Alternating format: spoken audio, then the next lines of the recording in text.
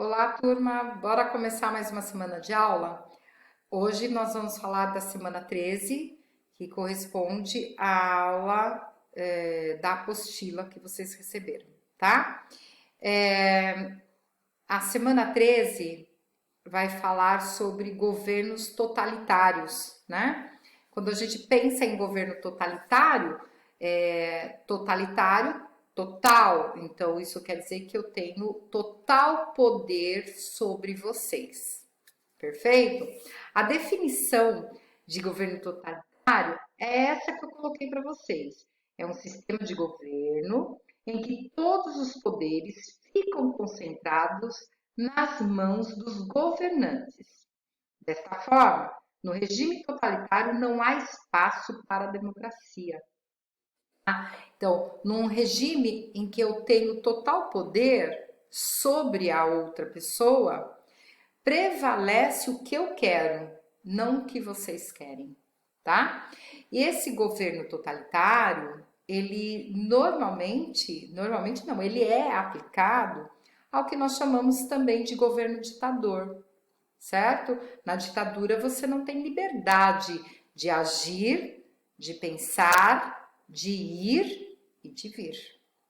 Você tem que seguir as regras conforme o seu líder quer, certo? No governo totalitário é a mesma coisa, perfeito? Por isso eu coloquei aqui a imagem deste homem, né? Ele não pode falar, ele não pode ver, ele não pode ouvir o que ele quer. Por que que ele não pode ouvir o que ele quer? Porque nos governos totalitários e ditadores, nós somos proibidos de ouvir qualquer tipo de música, de ler qualquer tipo de assunto, né? Reportagem, revista, isso tudo é proibido pra gente. A gente não tem essa liberdade, certo? É o que nós chamamos de censura, tá? Então, é a censura. A censura, ela serve para isso, para limitar o que você pode ouvir, o que você pode ver e o que você pode falar.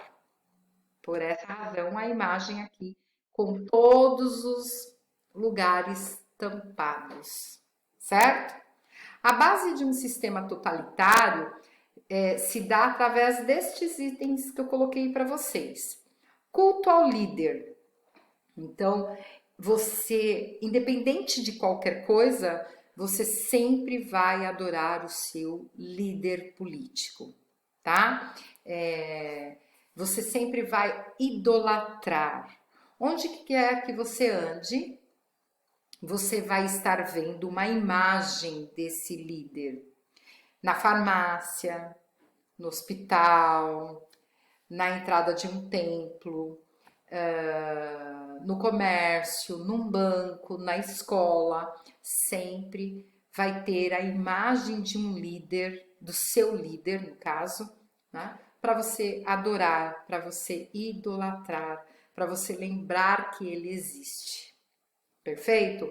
Os outdoors, as propagandas, né? Que se espalham nas ruas vão ter sempre esta função de fazer você lembrar quem é o seu líder e de adorá-lo.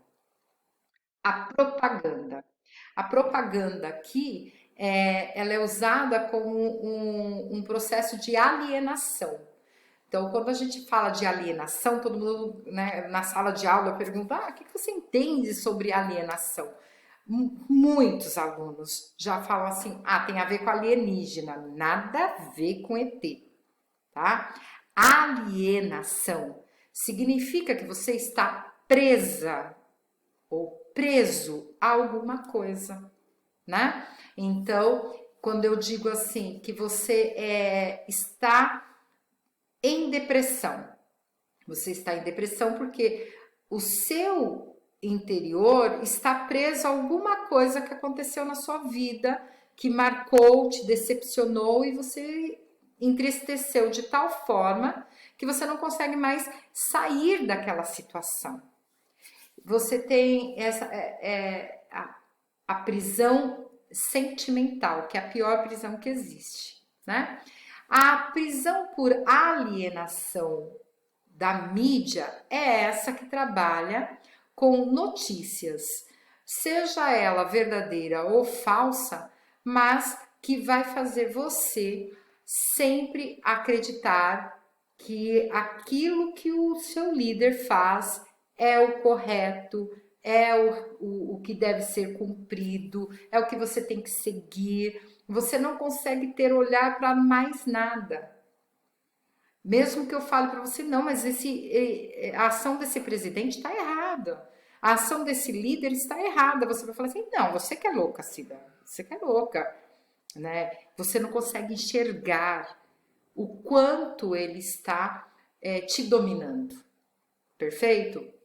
Então eu invado a sua casa com propagandas e mais propagandas, aonde eu sempre vou exaltar a imagem do líder.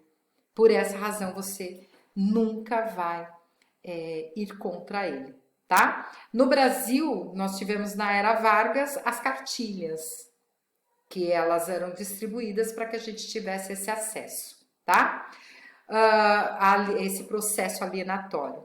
Depois você tem o nacionalismo, que nacionalismo, nação, e o patriotismo. São dois itens que eu tenho que desenvolver em você, para que você possa lutar pela minha causa, eu que sou seu líder. Perfeito? Sem eu desenvolver esses dois sentimentos, você não vai lutar numa guerra. Para você lutar na guerra, você tem que amar a sua pátria e amar a sua nação.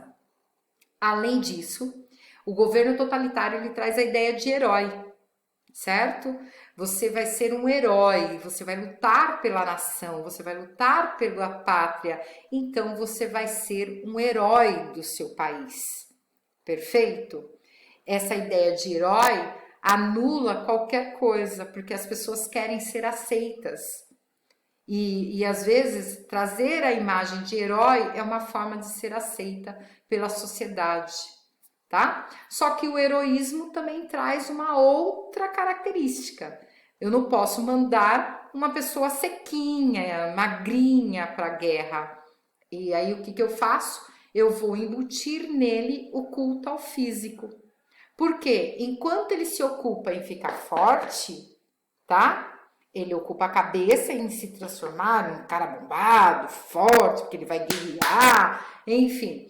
Ele está preocupado com isso e ele esquece o estudo, tá? Só para vocês terem uma ideia, durante o governo do Hitler, muitos livros foram queimados ao ar livre para mostrar para você que haviam coisas mais importantes que o estudo. E hoje a gente sabe, desde sempre a gente sabe, que uma pessoa que tem estudo, que tem conhecimento, ela se torna uma pessoa livre. A única forma que eu tenho de não ser dominada é ter conhecimento das coisas. Perfeito? E aqui embaixo eu trago para vocês os dois principais líderes dos governos totalitários que a gente vai ter que estudar na sua apostilinha, tá? Um é o Hitler e o outro é o Mussolini, tá? O Hitler e o Mussolini, eles representam governos totalitários. Então, quer dizer que eles aplicavam o governo da mesma forma. Tanto Hitler como Mussolini têm como base do governo esses itens que eu coloquei para você. Porém, o Hitler ele vai se diferenciar. Por quê? Porque o Hitler ele busca o chamado espaço vital. Tá? O que seria esse espaço vital? É o espaço que ele acreditava ser importante, necessário para a sociedade alemã. Então, isso significa o quê? Que o espaço ideal para ele era só um lugar onde tivesse pessoas de origem ariana, alemã. Ah, você é judeu, então você vai ser perseguido e morto, tá? Você é de outra nacionalidade, você vai ser perseguido e vai ser morto. Você é homossexual, você vai ser perseguido e morto. Você é deficiente, você vai ser perseguido e morto. Por quê? Eu dei esses exemplos, porque tudo que você vê ao seu redor e que supostamente para o Hitler representava inútil, imoral, incapaz, ou não tivesse o sangue ariano, para ele era descartável. Por essa razão, ele se diferencia do Mussolini, tá? O Hitler sozinho, ele foi responsável pela morte de mais de 6 milhões de judeus. Gente, pelo simples fato deles serem judeus e por dominarem o setor econômico na Alemanha, tá bom? Eu espero que vocês tenham entendido. Qualquer coisa, entra em contato aí no WhatsApp que a gente vai estar tirando as dúvidas. Perfeito? Tchau, tchau, turma. Até a próxima semana, que é a semana 14.